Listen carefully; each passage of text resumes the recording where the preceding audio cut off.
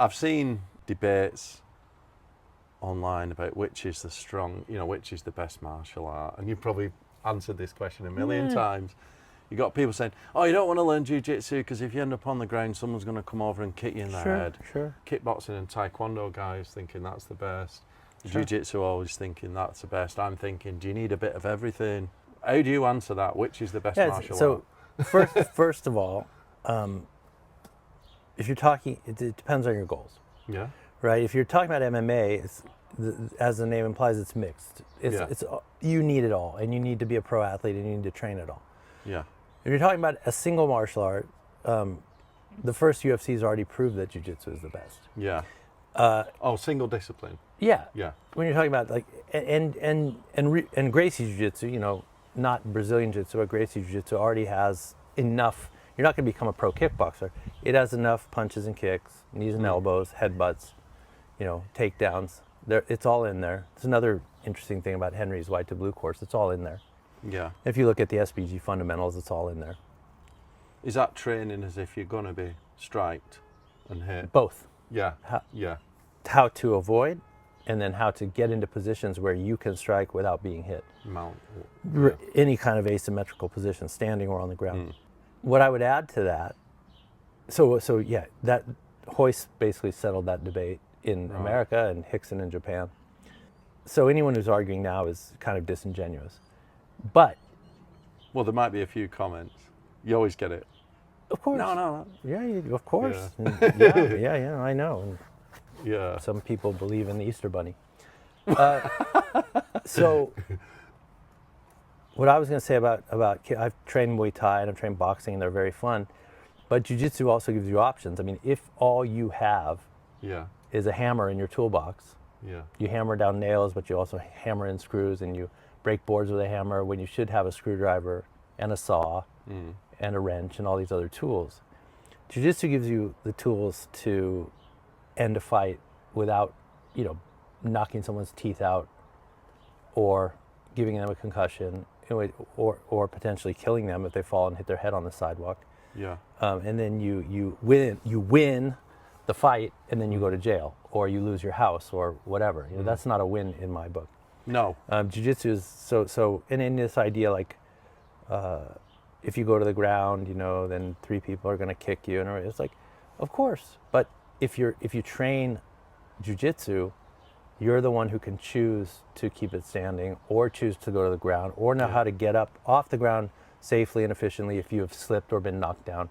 Whereas those guys, it makes no sense. I don't want to go to the ground in a fight, therefore I'll never go to the ground in training. Well, you want to know it. The moment you do, you're just helpless. Oh yeah, you want to know. You're just you could be a black belt or a world champion in some stand-up martial art, and then the moment you're taken down, you're back to being a ranked beginner.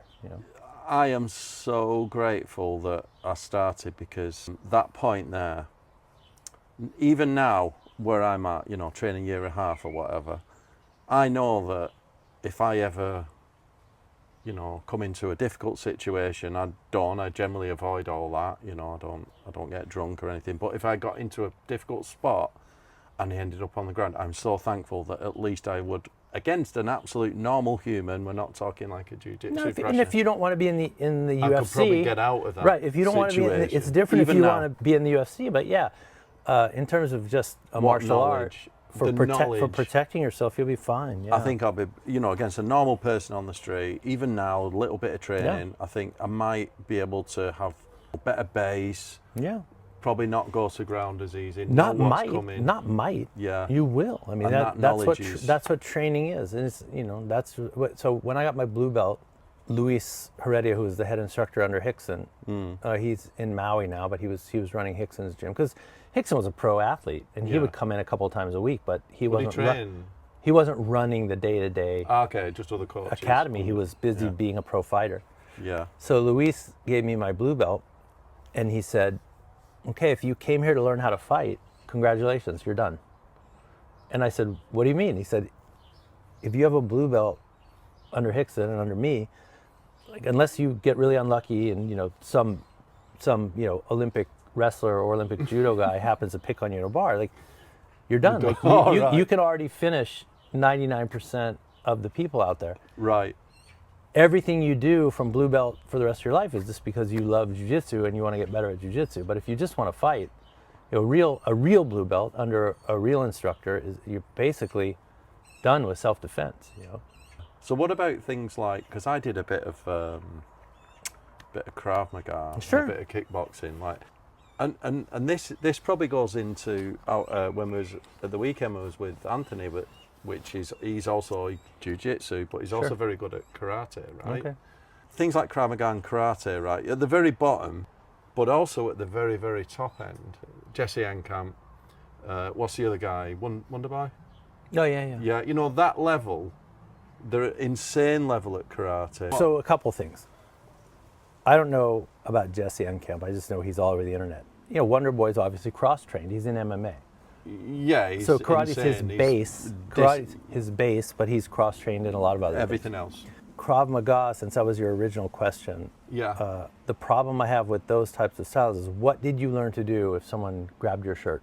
How long did you train? I did it for a few months. Right, but I'm saying if someone like grabbed you and held you, what did you learn to do? Pushing their elbow over to trip them, get them on the ground. Okay, what I've seen, and Kempo is like this as well, is a lot of groin kicks and eye jabs and throat punches and all Yes. Or is it that? this. Wonderful, but when you're in front of the judge, Yeah. and this guy, you poked one of his eyes out, or you put him in the hospital because you hit him in the throat, and the judge says, "What did he do to you?" And it's like, "Well, he put his hand on my shoulder." Oh, that's not going to wash, is it? No. You know what I mean? Like, you have no, jiu-jitsu gives you actual options for, controlling things without getting very violent and getting into a lot of trouble. Better in the courtroom. And even their advertisements to me are stupid, because they say, "Oh, this is like the martial art of the Israeli Special Forces." Yeah. Well, the Israeli... Well, that sold it. I think that, of course, that but, name right, sold it. Of course, but because people are stupid. But if you think about it logically, the Israeli Special Forces... Well, trying to kill people. Their job is to shoot you. And if they can't shoot you, stab you. Civilians can't use a martial art like that and stay out of jail. Right. Yeah, I get that. I mean, it does... And it doesn't work. But even if it worked, it would be indefensible.